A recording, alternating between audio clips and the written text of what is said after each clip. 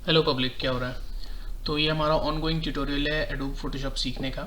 Last video में जो था हमने सिर्फ जितने भी मेन्यू ऑप्शंस हैं एडोबी फोटोशॉप के हमने वो डिस्कस किए थे।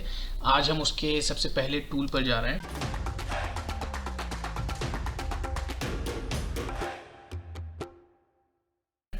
और ये टूल जो है सबसे ज़्यादा कॉमन है, सबसे ज़्यादा यू कैन से सिंपल है, बट बहुत ज़रूरी है ये। और आप नो मैटर आप किस तरह का आर्टवर्क बना रहे हो या किस तरह की इमेज पे काम कर रहे हो, ये टूल आप सबसे ज़्यादा यूज़ करोगे।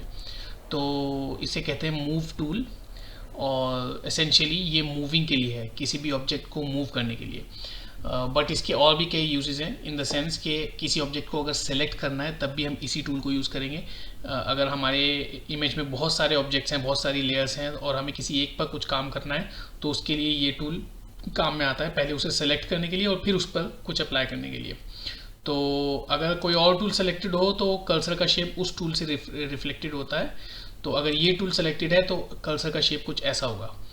तो इन एनी केस ये आपको इंडिकेशन देने के लिए कि आप ऑलरेडी मूव टूल पे आ चुके हैं।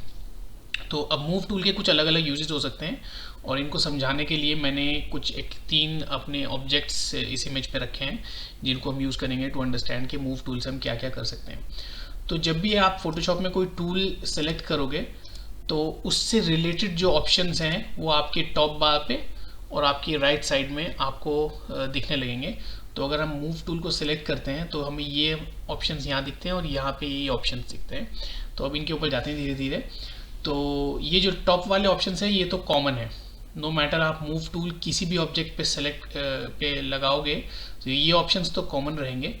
लेकिन ये जो ऑप्शंस हैं ये ऑब्जेक्ट के नेचर पे डिपेंड करते हैं। अगर ऑब्जेक्ट एक शेप है तो इस तरह से दिखेगा, अगर ऑब्जेक्ट कोई इमेज होगी तो कुछ और तरह के ऑप्शंस दिखेंगे। ठीक है, तो इसलिए यहाँ पे इमेज के ऊपर ये ऑप्शंस दिख रहे हैं और ऑब्जेक्ट के ऊपर ये ऑप्शंस दिख रहे हैं। बट ये ज़्यादा ज़रूरी नहीं है, ज़्यादा ज़रूरी ये हिस्सा है जिसको हम समझने की कोशिश कर रहे हैं। तो वापस हम इस पे आते हैं।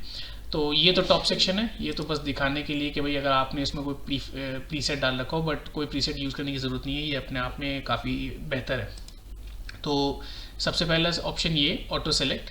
तो अगर हम इसे ऑन कर लेंगे तो जैसे ही मैं माउस किसी ऑब्जेक्ट पे ले जाके क्लिक करूँगा तो ऑटोमेटिकली वो ऑब्जेक्ट सेलेक्ट हो जाएगा। अब जैसे मैंने इस पर क्लिक किया और अब मैं अगर मूव करता हूँ तो ये मूव हो रहा है। अगर मैं जाकर इस पर क्लिक करता हूँ और फिर मैं मूव करता हूँ तो ये मूव हो रहा है। तो इसमें क्लिक करना ज़रूरी है, तभी वो ऑब्जेक्ट सेलेक्ट होगा। अनफॉर्चुनेटली ये ऑप्शन आप ज़्यादा यूज़ नहीं कर सकते क्योंकि इस वक्त तो हमारे पास सिर्फ 3 इमेजेस हैं और 3 लेयर्स हैं इस फाइल पे और वो तीनों बहुत सेपरेटेड हैं, तो इसलिए ये बड़ा सिंपल काम कर रहा है।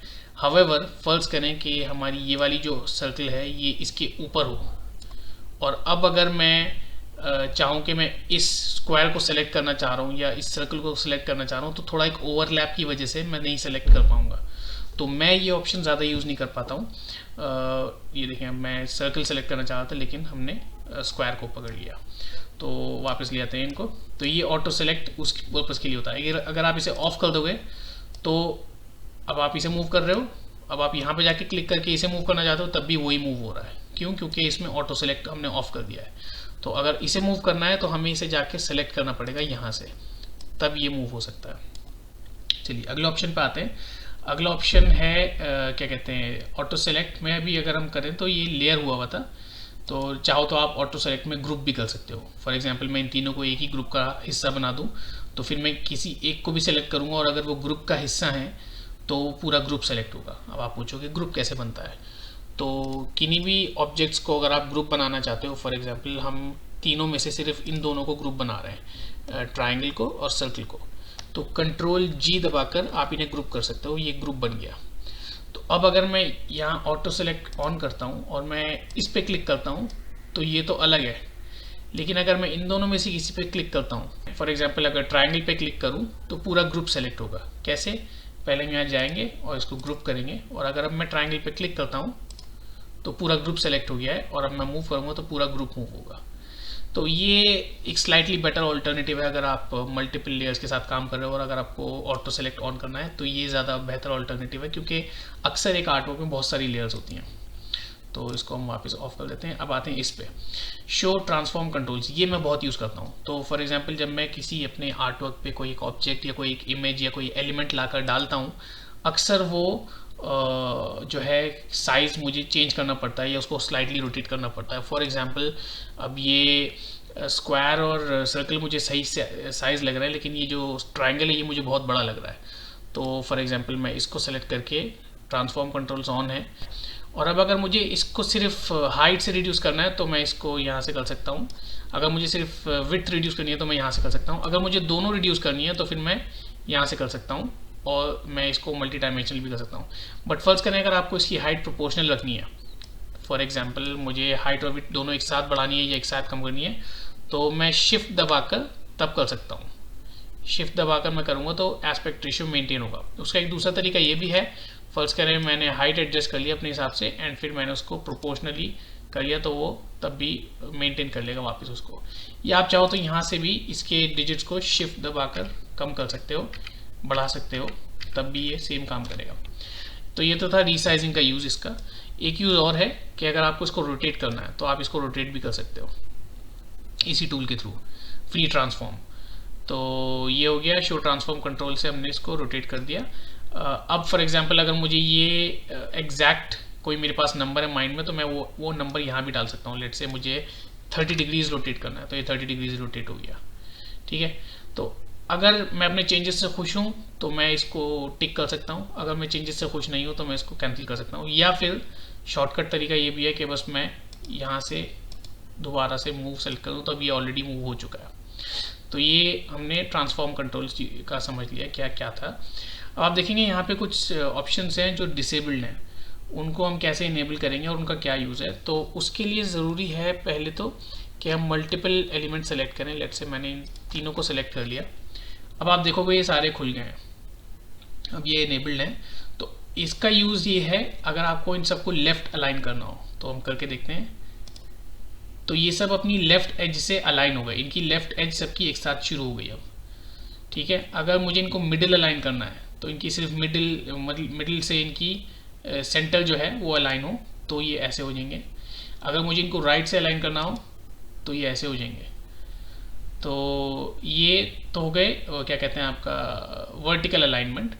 फिर उसके बाद जो है आपका हॉरिजॉन्टल अलाइनमेंट होता है। जैसे मैं चाहता हूँ इनकी टॉप एजेस अलाइन हो जाए, तो ये टॉप एजेस ऐसे अलाइन हो जाएंगी। अगर मैं चाहता हूँ इनकी बॉटम एज अलाइन हो जाए तो ये ऐसे अलाइन हो जाएगी। और अगर मैं चाहता हूँ ये मिडिल सेंटर से अलाइन हो तो ये मिडिल सेंटर से ऐसे अलाइन हो जाएगी। तो ये तो थे हॉरिजॉन्टल अलाइनमेंट, ये थी वर्टिकल अलाइनमेंट। ठीक है, हम इन सब चेंजेस को एक बार अंडू कर देते हैं, कंट्रोल Z, और ये हम वापस अपने ओरिजिनल स्टेट पे आ गए। ठीक है, तो अब फॉर एग्जांपल मैं दोबारा से इनको लेट से सिर्फ मिडिल अलाइन करना चाहता हूँ वर्टिकली, तो मैंने मिडिल अलाइन किया। बट अब आप देखेंगे यहाँ गैप कम है, यहाँ गैप ज़्यादा है। एंड जब आप किसी प्रिंट या डिजिटल आर्टवर्क पे काम कर रहे हो तो अलाइनमेंट बहुत मायने रखती है। तो you can use this distribute vertically. इससे क्या होगा, ये अपने आप इनको डिस्ट्रीब्यूट ऐसे कर देगा कि दोनों के बीच में इक्वल स्पेस हो। अब जो स्पेस है वहाँ लगे, मतलब to the human eye it is not looking equal, but ये जो बॉटम एज है ये टॉप एज है, ये इन दोनों के बीच में जो गैप है वही सेम गैप यहाँ और यहाँ में है। So this is for the vertical alignment. Now let's say मैं वापस जाऊँ और मैं फिर से अंडू करूँ चेंजेस को, और लेट्स से मुझे इनको हॉरिजॉन्टली डिस्ट्रीब्यूट करना है, तो ये वाला यूज़ कर सकते हैं हम। ये है हॉरिजॉन्टल डिस्ट्रीब्यूशन का।